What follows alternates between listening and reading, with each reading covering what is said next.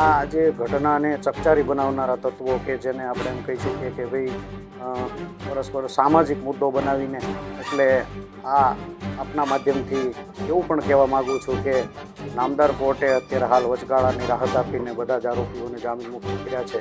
એવા સંજોગોમાં બંને તરફેથી શાંતિ સ્થપાય અને કાયદો અને વ્યવસ્થા જળવાઈ રહે એ દિશામાં તંત્રએ પણ સજાગ રહેવાની જરૂર છે. બગદાણાના નવનીત બાલદિયા પર હુમલો કરવાના ચકચારી કેસમાં આજે મોટા સમાચાર સામે આવ્યા છે. જેલ પ્રશાસન પર લાગેલા ગંભીર આક્ષેપો અને લાંબી કાનૂની દલીલો બાદ હવે કોર્ટે મુખ્ય આરોપી જયરાજ આહિર સહિત 6 શખ્સોના જામીન મંજૂર કર્યા છે. ત્યારે ચાલો જાણીએ કે કોર્ટે કયા આધારે જામીન આપ્યા અને સમગ્ર મામલો શું છે. નમસ્કાર, હું સમ્રાટ અને તમે જોઈ રહ્યા છો ચક્રવાત ન્યૂઝ.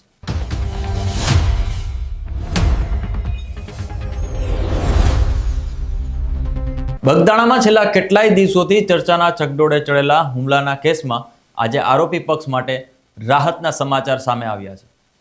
મહુવા કોર્ટમાં ગતરોજ ચાલેલી લાંબી સુનાવણી બાદ આજે કોર્ટે જયરાજ આહિર અને અન્ય 5 આરોપીઓ નાજુ કામડિયા, કાના કામડિયા, સંજય ચાવડા, દિનેશ સોલંકી અને અજય ભાલિયાની શરતી જામીન અરજી સ્વીકારી લીધી છે. ત્યારે ચાલો જાણીએ બચાવ પક્ષના વકીલ ગુણવંત આહિર શું કહી રહ્યા છે. હું એડવોકેટ જીજી આહિર મહુવા.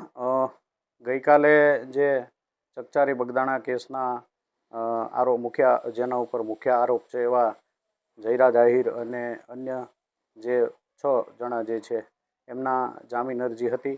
એમાં મુખ્ય જયરાજ તરફે હું અને મારા કલીગ મિત્ર વિદ્વાન આરજે વ્યાસ, રુચિત વ્યાસ, હાઈકોર્ટ એડવોકેટ અમારી સાથે હતા અને બંને પક્ષને સાંભળીને નામદાર કોર્ટે આજે સવારમાં જ હમણાં જ હુકમ જાહેર કર્યો છે અને તમામ આરોપીઓ જે ગઈકાલના જે 3 જામીન અરજી હતી એમાં 4, 5 અને કુલ મળીને 6 આરોપીઓ જે છે એમની જામીન અરજી નામદાર કોર્ટે યોગ્ય શરતોને આધીન મંજૂર કરી છે.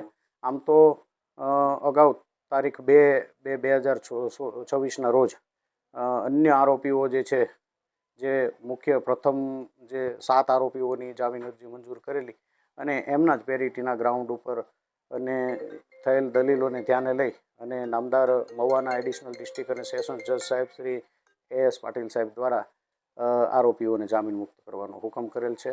અને ખાસ કરીને આ જે ઘટનાને ચકચારી બનાવનારા તત્વો કે જેને આપણે એમ કહી શકીએ કે ભાઈ પરસ્પર સામાજિક મુદ્દો બનાવીને એટલે આ આપના માધ્યમથી એવું પણ કહેવા માગું છું કે નામદાર કોર્ટે અત્યારે હાલ વચગાળાની રાહત આપીને બધા જ આરોપીઓને જામીન મુક્ત કર્યા છે.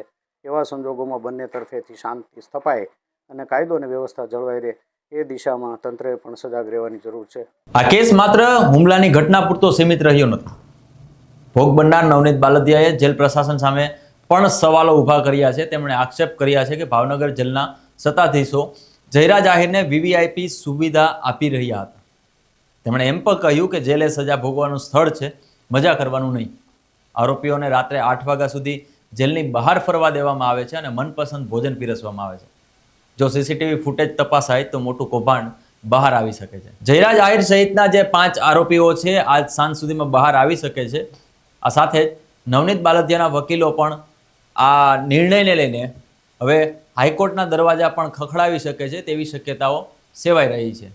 ત્યારે આ સમગ્ર મામલે આપનું શું કહેવાનું છે અમને ચોક્કસથી જણાવજો. નમસ્કાર.